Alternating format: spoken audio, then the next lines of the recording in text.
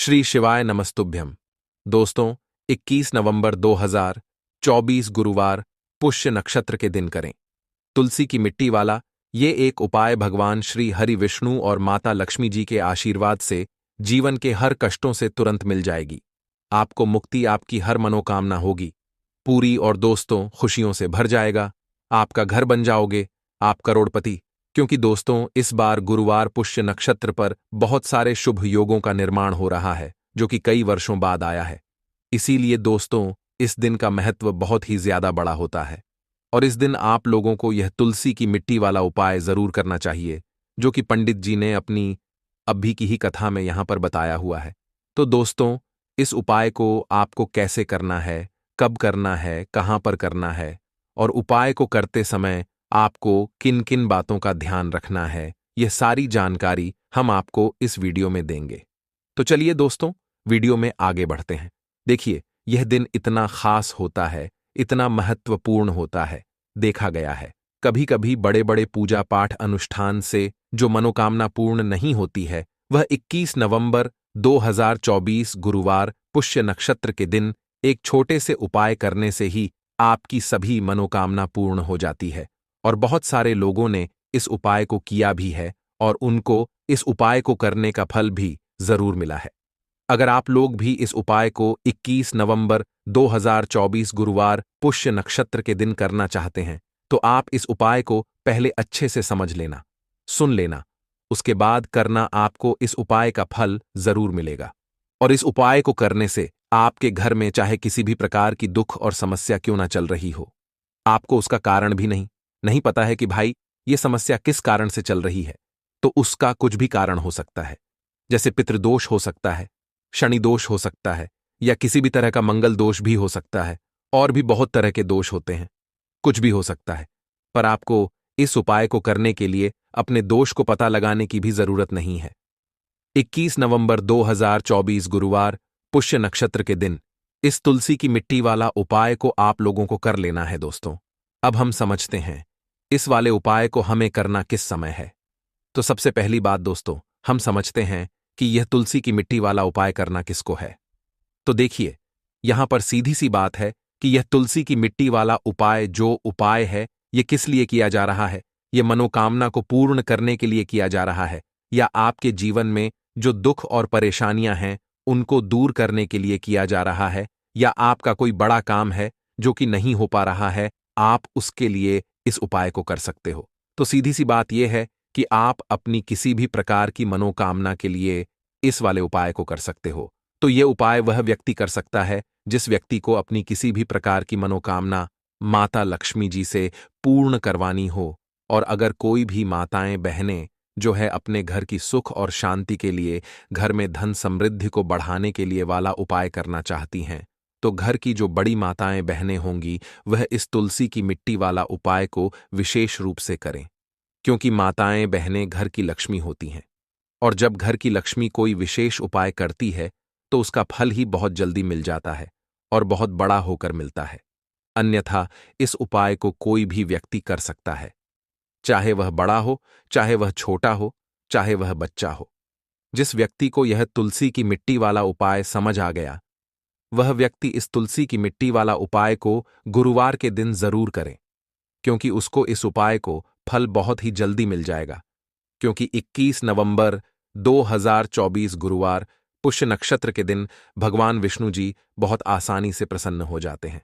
तो आइए अब हम समझते हैं कि इस तुलसी की मिट्टी वाला उपाय को आपको करना कैसे है और इस उपाय को करने का जो समय है वह क्या है। तो देखिए, 21 नवंबर 2024 गुरुवार पुष्य नक्षत्र के दिन किए जाने वाले यह तुलसी की मिट्टी वाला जो उपाय है, यह मुख्य रूप से सुबह का समय होगा, प्रातःकाल का समय होगा। किस समय होगा? सुबह का समय होगा।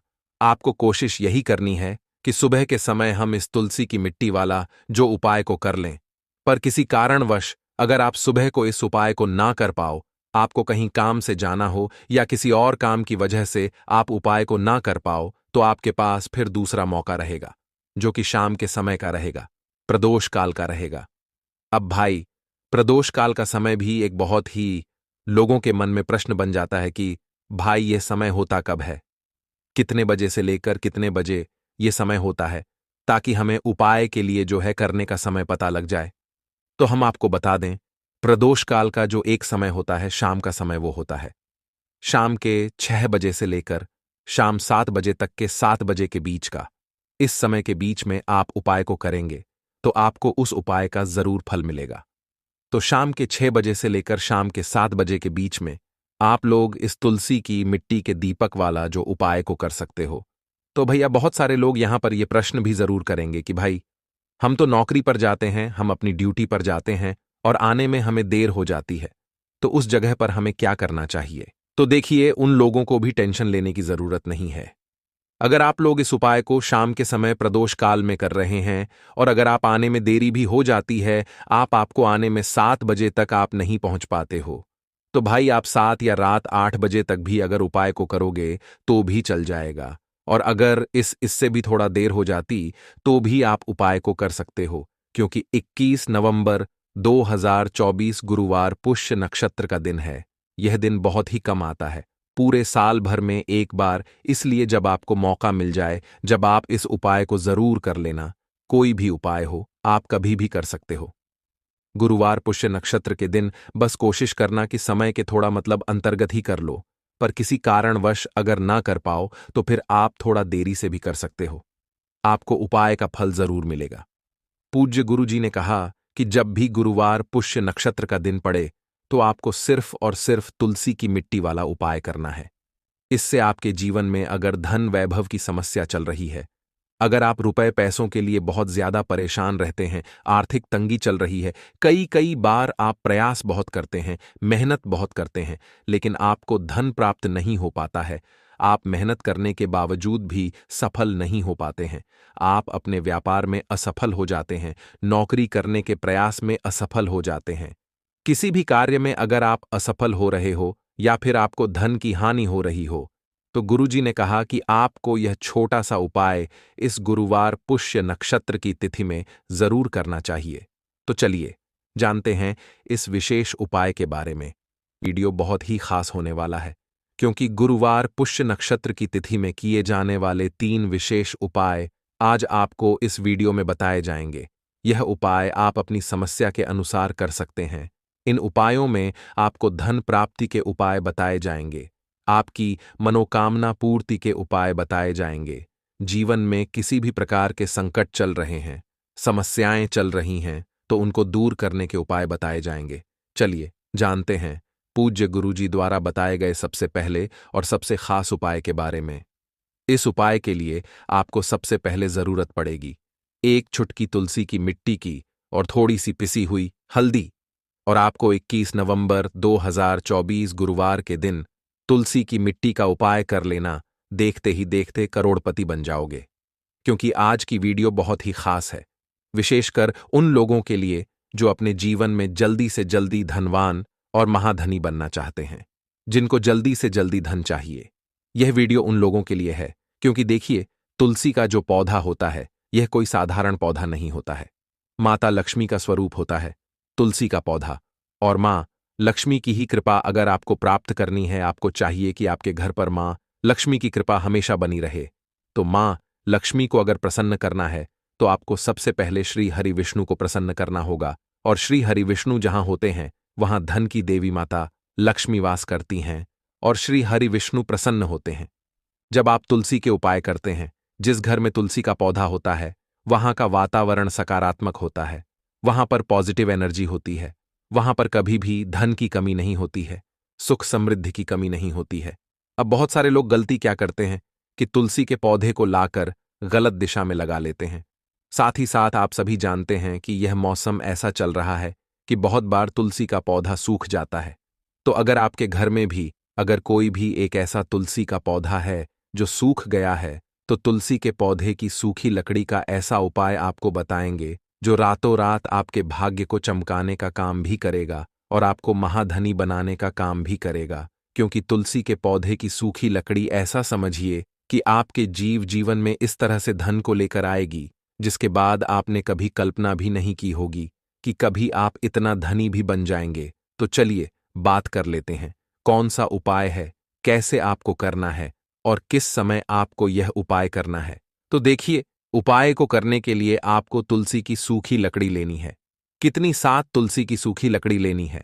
आप चाहे तो तुलसी की जो एक लकड़ी होती है उसे 7 भागों में आप तोड़ लें। छोटा छोटा है ना, बहुत छोटी छोटी सी लकड़ियां आपको तुलसी की लेनी है। अब आपको क्या करना ना है, यहां पर लेना है आपको सूत या फिर सफेद धागा। सफेद कलर का धागा आप ले लें। ये जो सूत आता है जिसे हम मौली धागा कलावा बोलते हैं, वो आपको लेना है। अब आपको क्या करना है कि अच्छे से इन 7 तुलसी की लकड़ी को सूत या फिर सफेद धागे से बांध देना है। गोल गोल करके उसको 7 लकड़ी को आपको बांध देना है। बांधने के बाद इन 7 लकड़ी को आपको अपने घर के मंदिर में श्री हरि विष्णु जी के सामने रख देना है। ठीक है ना? किस दिन? गुरुवार के दिन। अब एक देसी घी का दीपक आपको जलाना है। श्री हरि विष्णु के सामने दीपक जला देंगे। अब आपको यह मंत्र बोलना है। कौन सा मंत्र है? ओम नमो भगवते वासुदेवाय नमः। ओम नमो भगवते वासुदेवाय नमः मंत्र बोल लेंगे। इसके बाद आपको क्या करना है? थोड़ी सी हल्दी लेनी है, ठीक है ना?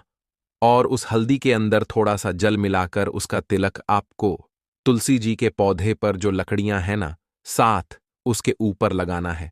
श्री हरि विष्णु को भी तिलक लगाना है, हल्दी का ही। अब आपको क्या करना है? उस दिन गुरुवार के दिन उन 7 लकड़ियों को अपने घर के मंदिर में ऐसे ही रखा रहने देंगे। अगले दिन शुक्रवार के दिन आपको 7 लकड़ियों को उठाना है और इसे अपनी तिजोरी में आपको रख देना है। कहां पर रखना है? जहां पर आप अपना धन रखते हैं, रुपया रखते हैं, पैसा रखते हैं। ठीक है ना? अब यह उपाय जब आप करते हैं तो यह समझ लीजिए कि श्री हरि विष्णु इतना ज्यादा आपसे प्रसन्न हो जाते हैं कि आपके जीवन से निर्धनता, धन की कमी, गरीबी, पैसे नाना, ऐसी सारी समस्याओं को दूर कर देते हैं। जो लोग इस उपाय को करते हैं वह करोड़ों में खेलते हैं। करोड़ों में आप भी खेलेंगे अगर यह उपाय आप पूरी सच्ची श्रद्धा के साथ किसी भी गुरुवार के दिन कर लेंगे। एक ही बार आपको यह उपाय करना है, करके देख लीजिए। इसका रिजल्ट आपको ऐसा मिलेगा ना कि आप अपने जीवन में विश्वास नहीं कर पाएंगे कि कैसे आपके पास धन आ रहा है, कहां से आ रहा है। आपको खुद भी पता नहीं लगेगा। इतने रास्ते आपके जीवन में धन आने के खुल जाएंगे कि जहां से आपको लगातार हमेशा धन प्राप्त होता रहेगा। बस पूरी सच्ची श्रद्धा से आपको श्री हरि विष्णु के ऊपर विश्वास करके यह उपाय करना है। तो चलिए अब जल्दी से बात कर लेते हैं अपने दूसरे उपाय की। देखिए, बहुत बार क्या होता है कि घर में जो पैसा आ रहा होता है, अचानक से वह पैसा आना रुक जाता है। अचानक से पैसे की बर्बादी शुरू हो जाती है। अचानक से घर में बीमारियां बढ़ने लगती हैं। ऐसा होता है आपके घर में जब नेगेटिव एनर्जी, नकारात्मक ऊर्जा कहीं ना कहीं बढ़ जाती है या फिर किसी की नजर घर को लग जाती है, तो इन चीजों को दूर जब तक आप नहीं करेंगे, आपके घर में पैसों की बर्बादी बंद नहीं होगी। आपके पास धन नहीं आएगा, क्योंकि नजर लगती है तो घर में पैसा आना भी बंद हो जाता है। अब आपको यह तुलसी की लकड़ी का ही उपाय करना है गुरुवार के दिन। और फिर देखिए, आपके जीवन में जो भी आपके अटके हुए काम हैं वह भी बनेंगे और आपके घर में पैसा भी आएगा और आपके घर में जितनी भी समस्याएं आ रही हैं वह सारी समस्याएं भी दूर हो जाएंगी। करना क्या है? तुलसी की लकड़ियां लेनी है। आपको कितनी लेनी है? यहां पर आपको तुलसी की छोटी छोटी सी 7 लकड़ियां लेनी है। तो तुलसी की सूखी 7 लकड़ी आपको लेनी है और साथ ही साथ सफेद रंग का धागा लेना है या फिर सूत लेना है। ठीक है ना? जो मौली धागा जिसे हम बोलते हैं, अच्छे से उन 7 लकड़ियों को आपको बांध देना है। बांध दिया। अब आपको क्या करना है? थोड़ा सा गंगा जल लेना है। अब गंगा जल के अंदर आपको इन 7 लकड़ियों को डाल देना है। डाल दिया। अब इसी गंगा जल का छिड़काव आपको तुलसी की इसी लकड़ी से जो आपने बांधी है सूत धागे में या सफेद धागे से, इसी लकड़ी से आपको गंगा जल का छिड़काव करना है अपने पूरे घर में। कहां कहां जितने भी कमरे हैं सभी जगह पर, मुख्य द्वार पे भी है ना, शौचालय, वॉशरूम को छोड़कर। अब देखिए, पहले तो आपने इसमें गंगा जल ले लिया। दूसरा, आपने तुलसी की लकड़ी ले ली। गंगा जल जो होता है यह महादेव से जुड़ा हुआ है, ठीक है ना? साथ ही साथ आप सभी जानते हैं गंगा जल अपने आप में बहुत चमत्कारी होता है, बहुत पवित्र होता है। तुलसी की लकड़ी जो कि साक्षात माता लक्ष्मी का स्वरूप है, जब आप तुलसी की लकड़ी से गंगा जल का छिड़काव अपने घर में करते हैं तो मां लक्ष्मी की कृपा ऐसी बरसती है कि पूरे घर में धन की वर्षा होना शुरू हो जाती है। पूरे घर में पैसा ही पैसा होता है। आपके घर में कोई भी नेगेटिव एनर्जी, नकारात्मक ऊर्जा कहीं से कहीं तक नहीं रुकती है। जब आप ये उपाय करते हैं किसी भी गुरुवार के दिन, तो ये कितने गुरुवार करना है? 4 गुरुवार आप ये उपाय कर लें। 4 गुरुवार के अंदर अंदर आप अपने जीवन में ऐसा चमत्कार देखेंगे, इतना बदलाव देखेंगे कि आपका पूरा जीवन ही बदल जाएगा। आज जो आपका जीवन दुखों से भरा है, परेशानियों से घिरे आप रहते हैं, आपके पास पैसे की कमी रहती है, तो एक बार यह उपाय करें, इसका चमत्कार आप खुद देखेंगे। जब ये उपाय करेंगे तो चलिए अब जल्दी से बात कर लेते हैं अपने तीसरे उपाय की। और तीसरा उपाय जो अब आपको बताने जा रहे हैं, इस उपाय को करने से स्थिर लक्ष्मी का आपके घर में वास होता है। एक बार माता लक्ष्मी आपके घर में आएंगी और कभी भी आपके घर को छोड़कर नहीं जाएंगी, क्योंकि ज्यादातर लोग कहते हैं कि घर में पैसा तो आता है, लेकिन वो पैसा ज्यादा देर नहीं रुकता है। हमारे घर से वह पैसा चला जाता है, हमारे जीवन से चला जाता है, हमारे पस से चला जाता है, हमारी तिजोरी से चला जाता है। कोई तो ऐसा उपाय हो जिससे कि घर में पैसा आए और फिर हमारे घर से ना जाए। हमारा धन जो है वह प्रतिदिन बढ़े, हर महीने बढ़े, हर साल बढ़े, बढ़ता ही रहे, कभी भी उसमें कमी ना आए है ना। तो हम सब यही चाहते हैं कि धन निरंतर प्रतिदिन हमारा बढ़ता रहे और कभी भी हमारे जीवन में हमें निर्धनता और गरीबी का सामना ना करना पड़े। आने वाली पीढ़ियां भी आपकी जो है धनवान बनती हैं और हमेशा धन में खेलती हैं। अगर यह तीसरा उपाय आप कर लेते हैं, किसी भी गुरुवार के दिन आपको इसे करना है और सिर्फ एक बार करना है, ठीक है ना? बस पूरी सच्ची श्रद्धा से करें और फिर इसका लाभ आप अपने जीवन में खुद देखेंगे। चमत्कार अपने जीवन में देखेंगे। आप देखेंगे कि आने वाला समय आपका बहुत ही उत्तम होगा। तो करना क्या है? आपको यहां पर तुलसी की जड़ लेनी है, ठीक है ना? सूखी तुलसी की जड़ लेनी है। ऐसा नहीं कि आप हरे पौधे के तुलसी की जड़ ले लें। बहुत सारे पौधे होते हैं, देखिए सूख जाते हैं, है ना? आपके घर के आसपास आप देखेंगे या मंदिर में कहीं कहीं से भी आप तुलसी की थोड़ी सी सूखी हुई जड़ ले लें। थोड़ी सी जड़ लेनी है, ऐसा नहीं है, बहुत सारी आपको लेनी है। इसके बाद आपको क्या करना है, इसे अपने घर पर लाकर या अपने घर से ही अगर आपने ली है तो निकालकर थोड़ी सी गमले में से निकालकर आपको इसे धो लेना है। धोने के बाद आपको क्या करना है, एक लाल रंग का या पीले रंग का या सफेद रंग का कोई भी छोटा सा कपड़ा लेना है और ये तुलसी की जो जड़ आप लाए हैं ये उसके अंदर आपको रख देनी है। रखने के बाद आपको 3 बार बोलना है, श्रीम श्रीम श्रीम, ठीक है ना? कितनी बार बोलना है? 3 बार बोलना है। श्री हरि विष्णु का ध्यान करेंगे, मां लक्ष्मी का ध्यान करेंगे, इसकी छोटी सी पोटली बना लेंगे और यह पोटली अब आपको अपने घर के मुख्य द्वार पर अंदर की तरफ, जो प्रवेश द्वार जिसे बोलते हैं न, अंदर की तरफ इसे आपको टांग देना है। ऐसा करने से मां लक्ष्मी के साथ साथ भगवान विष्णु की असीम कृपा प्राप्त होती है। घर में सकारात्मक ऊर्जा इतनी बढ़ जाती है कि कभी भी आपके घर में धन की कमी नहीं होती है। सकारात्मक ऊर्जा इस तरह से बढ़ती है कि आपके घर में देवी देवताओं का वास होता है। तो यह एक ऐसा उपाय है जो आपने गुरुवार के दिन कर लिया तो आपकी किस्मत को चमकने में समय नहीं लगेगा। तो पूरी सच्ची श्रद्धा के साथ आप एक बार यह उपाय करें और फिर अपने जीवन में आप खुद इसका ऐसा चमत्कार देखेंगे कि आपको विश्वास नहीं होगा कि आपके घर पर कैसे धन की वर्षा हो रही है। तो पूरी सच्ची श्रद्धा से करना है, बस इस चीज का आपको पूरा ध्यान रखना है। तो बात करें अगले उपाय की। तो दोस्तों, हे तुलसी माता, आपकी इस वीडियो को जो भी सच्चे दिल से लाइक करें उसके घर में स्थायी रूप से निवास बना लेना, उसकी झोली खुशियों से भर देना। जय तुलसी मां। उसके घर में कभी अन्न धन की कमी कभी मत होने देना। लाइक जरूर करें। तुलसी मां को जल देते समय बोलने चाहिए। ये 3 शब्द सभी मनोकामनाएं पूर्ण हो जाती हैं। आज की इस वीडियो में हम जानेंगे तुलसी मां के पौधे को जल देते समय क्या बोलना चाहिए।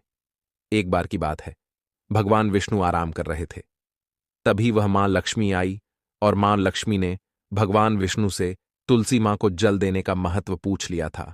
तब भगवान विष्णु ने उन्हें उसका महत्व सुना दिया था। आगे देवी मां लक्ष्मी कहती हैं, हे स्वामी, आपने मुझे तुलसी मां को जल देने का महत्व तो बता दिया है, किंतु अब मेरे मन में यह जानने की जिज्ञासा हो रही है कि तुलसी मां को जल कैसे देना चाहिए, तुलसी मां को जल देने की सर्वोत्तम विधि कौन सी है तथा तुलसी मां को जल देने का मंत्र कौन सा है। कृपया आप मुझे इन सभी प्रश्नों का उत्तर दें। तब भगवान विष्णु देवी मां लक्ष्मी से कहते हैं, हे प्रिय, जिस प्रकार से मैंने तुम्हें तुलसी माँ का महत्व सुनाया है, उसी प्रकार से तुलसी माँ को जल देते समय बोले जाने वाले मंत्र का भी बड़ा महत्व है। यह मंत्र केवल 3 शब्दों का है, किंतु इसका प्रभाव बहुत कल्याणकारी है। जो भी इंसान प्रतिदिन तुलसी माँ को जल देते समय अपने मुख से केवल यह 3 शब्द बोल देता है, तो साक्षात माँ लक्ष्मी उसके घर में प्रवेश करती है, उसकी दरिद्रता समाप्त हो जाती है, उसे धन धान्य की प्राप्ति होती है। वह मंत्र बताने से पूर्व मैं आपको तुलसी माँ के इस मंत्र का महत्व सुनाता हूं। इस महत्व को सुन लेने मात्र से ही इंसान के समस्त पाप नष्ट हो जाते हैं। उसे 1000 वर्षों तक तुलसी माँ को जल देने का पुण्य प्राप्त हो जाता है। इसीलिए देवी लल, आप इस कथा को ध्यान से पूरा जरूर सुने। देवी माँ लक्ष्मी कहती हैं, हे प्रभु, मैं इस कथा को पूरा अवश्य सुनूंगी। आप मुझे तुलसी माँ के मंत्र का महात्मा सुनाइए। भगवान विष्णु कहते हैं, हे देवी लक्ष्मी, दक्षिण में एक अत्यंत शोभायमा नगरी थी। उस नगरी में रमेश नाम का एक खोटी बुद्धि का ब्राह्मण रहता था। पापियों का तो वह शिरोमणि था। उसका जन्म एक ऐसे ब्राह्मण परिवार में हुआ था जो पाप कर्म करने वाले शास्त्र ज्ञान से शून्य थे। वह जन्म से तो ब्राह्मण था, किंतु कर्म से वह अत्यंत दुराचारी था। वह ना पूजा पाठ करता, ना ध्यान करता, ना जप, ना हवन और ना ही मेहमानों का सत्कार करता था। उसके द्वार पर आए मेहमानों को बिना दान किए ही क्रूरतापूर्वक भगा देता था। स्त्री लंपट होने के कारण वह सदैव ही पराई स्त्रियों में आसक्त रहता था। उसे मदिरापान करने की भी आदत थी। साथ ही वह मांस खाया करता था। वह दिन में खेत में काम करके पत्ते बेचकर जीविका चलाया करता था और रात में वेश्याओं का सेवन करता था। इस प्रकार से उस ब्राह्मण ने अनेक वर्षों तक जीवन व्यतीत किया। फिर एक दिन वह दुर्बुद्धि रमेश बेचने के लिए पत्ते इकट्ठा करने के लिए एक आर्षी की वाटिका में घूमने लगा और पत्ते तोड़ने लगा। तभी एक काल रूपधारी काले सर्प ने उस ब्राह्मण को काट लिया और उसी समय पर उसकी मृत्यु हो गई। उसके बाद 2 यम के दूत उसे लेने के लिए उस स्थान पर प्रकट हुए और उसे उठाकर यमलोक ले जाने लगे। मार्ग में वह यम दूतों के सामने बहुत विलाप करने लगा, हे दूतों, मुझे कहां ले जा रहे हो? मुझे छोड़ दो, मेरे प्राण बख्श दो। किंतु यमदूत उसे यह कहते हुए ले जाने लगे, अरे दुष्ट ब्राह्मण, तेरे पाप कर्मों के कारण तुझे सांप ने काट लिया है। अब यमदेव तुझे अवश्य घोर नरक में डाल देंगे। फिर यम के दूत उस ब्राह्मण को लेकर यमलोक पहुंचते हैं और यमदेव के सामने खड़े हो जाते हैं। चित्रगुप्त उस ब्राह्मण का लेखा जोखा निकालते हैं और यमदेव से कहते हैं, हे धर्मराज, इस ब्राह्मण ने बचपन से लेकर मृत्यु तक पाप ही पाप किया है। इसने कभी कोई पुण्य का काम नहीं किया है। फिर धर्मराज अपने दूतों से कहते हैं, हे दूतों, इस घोर पाप करने वाले ब्राह्मण को उठाकर ले जाओ और इसे नरक में डाल दो। फिर यम के दूत उस ब्राह्मण को ले जाते हैं और नरक की भयंकर अग्नि में धकेल देते हैं। अनेक वर्षों तक नरक में सजा भुगतने के बाद उस ब्राह्मण को दूसरे जन्म में एक बैल का शरीर मिलता है। बैल का जन्म पाकर वह बोझ उठाने का काम करने लगा। उसका मालिक उससे दिन रात काम करवाने लगा। फिर जब उस बैल की शक्ति कम हुई तो उसके मालिक ने उसे एक लंगड़े आदमी को बेच दिया। उस लंगड़े आदमी ने उस बैल को खुद का बोझ उठाने के लिए उपयोग किया। वह उसकी पीठ पर बैठकर घूमा करता था। इस प्रकार से उस बैल ने 8 वर्ष तक उस लंगड़े आदमी का बोझ उठाया। फिर एक दिन वह लंगड़ा आदमी उस बैल की पीठ पर बैठकर किसी ऊंचे पर्वत पर जाने लगता है। उस पर्वत पर बहुत देर तक चढ़ने के कारण वह बैल बहुत थक गया। उसकी शक्ति क्षीण हो गई और कुछ समय बाद वह बैल बहुत जोर से मूर्छित होकर जमीन पर गिर पड़ा और अंतिम सांसें लेने लगा। तभी वहां पर खड़े लोगों को उस बैल पर बड़ी दया आ गई और वे उसके मुख में पानी डालने लगे। फिर उन लोगों में एक पुण्यात्मा व्यक्ति था। उसने उस बैल का कल्याण करने के लिए अपना पुण्य उस बैल को दे दिया। उसे देखकर अन्य लोगों ने भी अपना अपना पुण्य याद करके कुछ पुण्य उस बैल को दे दिया ताकि उसे मुक्ति मिल सके। उसी भीड़ में एक वैश्या भी खड़ी हुई थी। सभी लोग अपना पुण्य उस बैल को दे रहे थे। यह देखकर उस वैश्या ने भी अपना पुण्य उस बैल को दे दिया। कुछ देर बाद उस बैल की मृत्यु हो जाती है। फिर उस स्थान पर यमदूत आते हैं और उस बैल के शरीर से उस ब्राह्मण की आत्मा को निकालकर यमलोक ले जाते हैं। यमलोक ले जाने पर उसे यमदेव के सामने खड़ा किया जाता है और फिर चित्रगुप्त उसका लेखा जोखा देखते हैं तो वे आश्चर्य में पड़ जाते हैं। उस वैश्या के द्वारा उस बैल को दिया हुआ पुण्य बहुत बड़ा होता है। उस पुण्य के प्रभाव से सभी जन्मों के पाप नष्ट हो जाते हैं। फिर देव उस ब्राह्मण के सभी पाप क्षमा करते हैं और कहते हैं, हे ब्राह्मण, उस वैश्या ने तुझे अपना पुण्य देकर तुझ पर बड़ा उपकार किया है। केवल उसी के पुण्य के कारण तुम्हारे सब जन्मों के पाप नष्ट हो गए हैं और यमदेव उसे फिर से इंसान जन्म प्रदान करते हैं। इस बार वह पृथ्वी पर आकर एक उत्तम ब्राह्मण कुल में जन्म लेता है। उस महापुण्य के प्रभाव से उसे इस नए जन्म में अपने पूर्व जन्म की बातें याद आने लगती हैं। जब वह ब्राह्मण बड़ा हो जाता है तो उसे याद आता है कि पिछले जन्म में जब वह बैल था तब एक वैश्या ने उसे उसका पुण्य दे दिया था।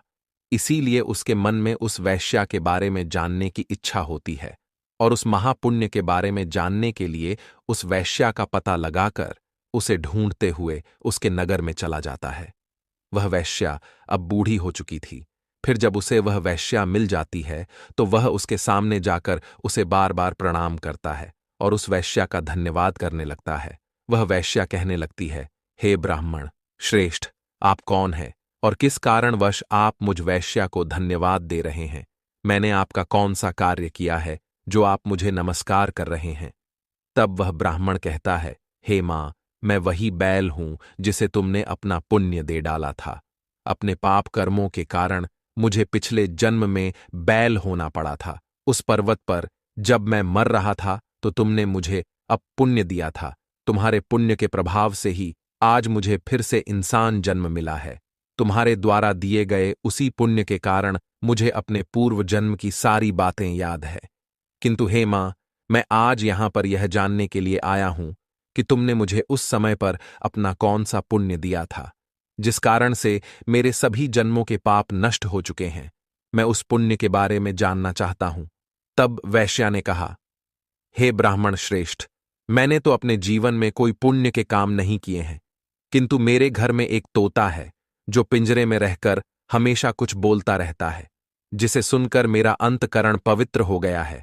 उसी तोते के द्वारा बोले गए मंत्र का पुण्य मैंने तुम्हें दान में दिया था। फिर वह वैश्य और वह ब्राह्मण उस तोते के पास जाते हैं और उसे पूछने लगते हैं, हे शुक, तुम कौन सा मंत्र बोलते रहते हो जिससे हमारे जीवन का उद्धार हुआ है? यह मंत्र तुम्हें किसने सिखाया और इस मंत्र का क्या अर्थ होता है? तब उस तोते ने अपने पूर्व जन्म का वृतांत सुनाना आरंभ किया। वह तोता कहने लगा, हे ब्राह्मण श्रेष्ठ, पिछले जन्म में मैं एक ब्राह्मण था। मैं अपने ज्ञान के अहंकार में अंधा हो चुका था। मैंने कभी गुरुजनों का आदर नहीं किया, सदैव ही उनका अपमान किया। मुझे अपने ज्ञान पर इतना अधिक घमंड हो गया था कि जिस कारण से मेरा क्रोध बहुत अधिक बढ़ गया और मैं सभी से द्वेष करने लगा। अन्य मनुष्यों को तुच्छ समझने लगा, विद्वानों का भरी सभा में अपमान करने लगा। फिर कालांतर में मेरी मृत्यु हो गई और मुझे यमलोक ले जाया गया।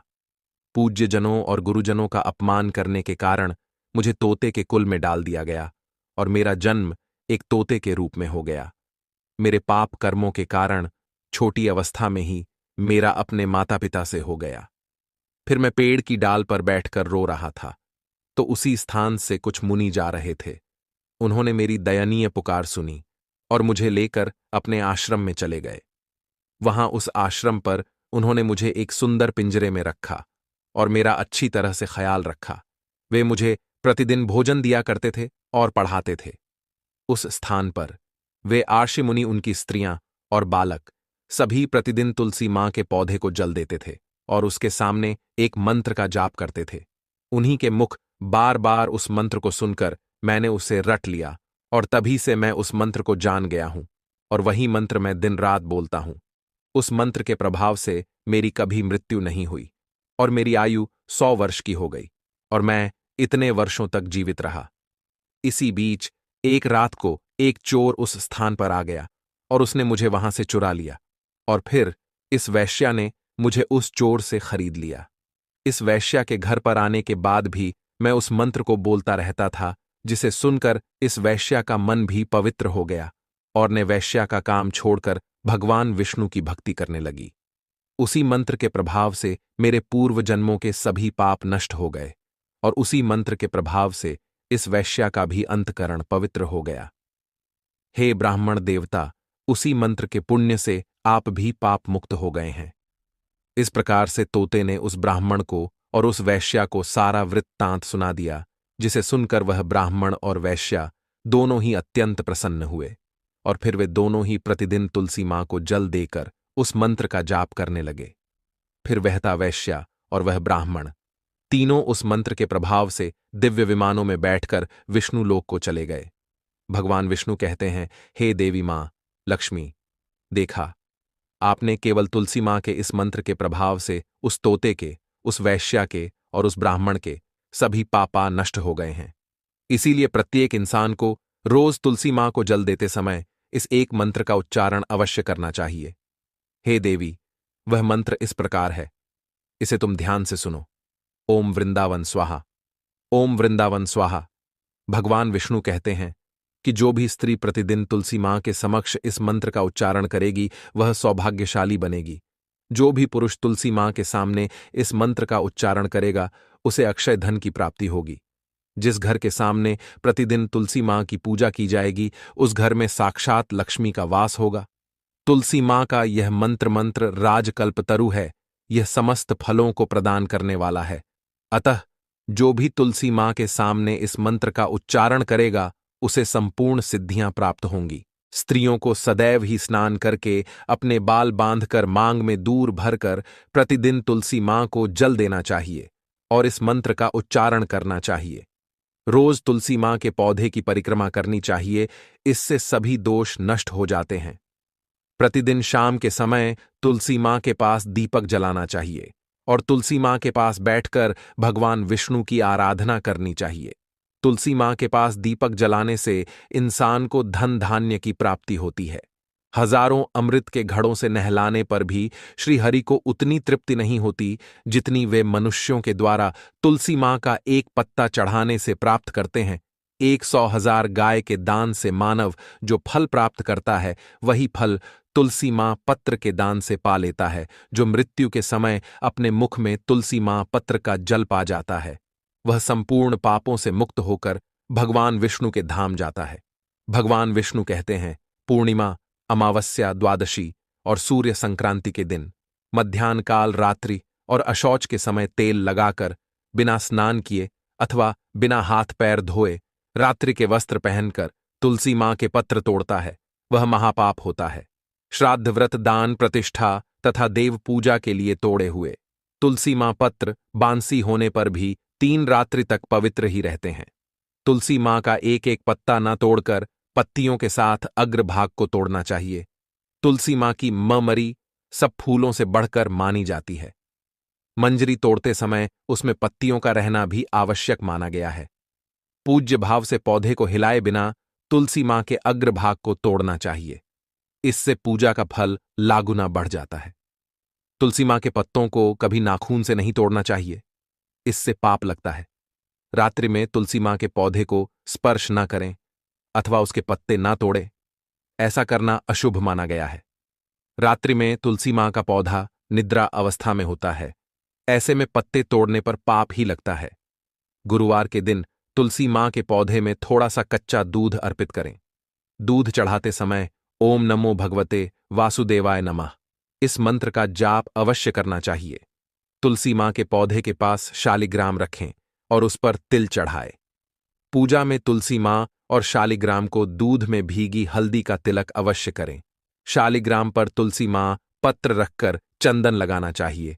अगर कोई महिला मासिक धर्म से है तो वह तुलसी मां की पूजा ना करें। मासिक धर्म के दौरान तुलसी मां को स्पर्श करने से गौर पाप लगता है, इससे स्त्री की दुर्गति होती है। अपने तीसरे उपाय की और तीसरा उपाय जो अब आपको बताने जा रहे हैं, इस उपाय को करने से स्थिर लक्ष्मी का आपके घर में वास होता है। एक बार माता लक्ष्मी आपके घर में आएंगी और कभी भी आपके घर को छोड़कर नहीं जाएंगी, क्योंकि ज्यादातर लोग कहते हैं कि घर में पैसा तो आता है लेकिन वो पैसा ज्यादा देर नहीं रुकता है। हमारे घर से वह पैसा चला जाता है, हमारे जीवन से चला जाता है, हमारे पस से चला जाता है, हमारी तिजोरी से चला जाता है। कोई तो ऐसा उपाय हो जिससे कि घर में पैसा आए और फिर हमारे घर से ना जाए। हमारा धन जो है वह प्रतिदिन बढ़े, हर महीने बढ़े, हर साल बढ़े, बढ़ता ही रहे, कभी भी उसमें कमी ना आए है ना। तो हम सब यही चाहते हैं कि धन निरंतर प्रतिदिन हमारा बढ़ता रहे और कभी भी हमारे जीवन में हमें निर्धनता और गरीबी का सामना ना करना पड़े। आने वाली पीढ़ियां भी आपकी जो है धनवान बनती हैं और हमेशा धन में खेलती हैं। अगर यह तीसरा उपाय आप कर लेते हैं, किसी भी गुरुवार के दिन आपको इसे करना है और सिर्फ एक बार करना है, ठीक है ना? बस पूरी सच्ची श्रद्धा से करें और फिर इसका लाभ आप अपने जीवन में खुद देखेंगे। चमत्कार अपने जीवन में देखेंगे। आप देखेंगे कि आने वाला समय आपका बहुत ही उत्तम होगा। तो करना क्या है? आपको यहां पर तुलसी की जड़ लेनी है, ठीक है ना? सूखी तुलसी की जड़ लेनी है। ऐसा नहीं कि आप हरे पौधे के तुलसी की जड़ ले लें। बहुत सारे पौधे होते हैं, देखिए सूख जाते हैं, है ना? आपके घर के आसपास आप देखेंगे या मंदिर में कहीं कहीं से भी आप तुलसी की थोड़ी सी सूखी हुई जड़ ले लें। थोड़ी सी जड़ लेनी है, ऐसा नहीं है, बहुत सारी आपको लेनी है। इसके बाद आपको क्या करना है, इसे अपने घर पर लाकर या अपने घर से ही अगर आपने ली है तो निकालकर थोड़ी सी गमले में से निकालकर आपको इसे धो लेना है।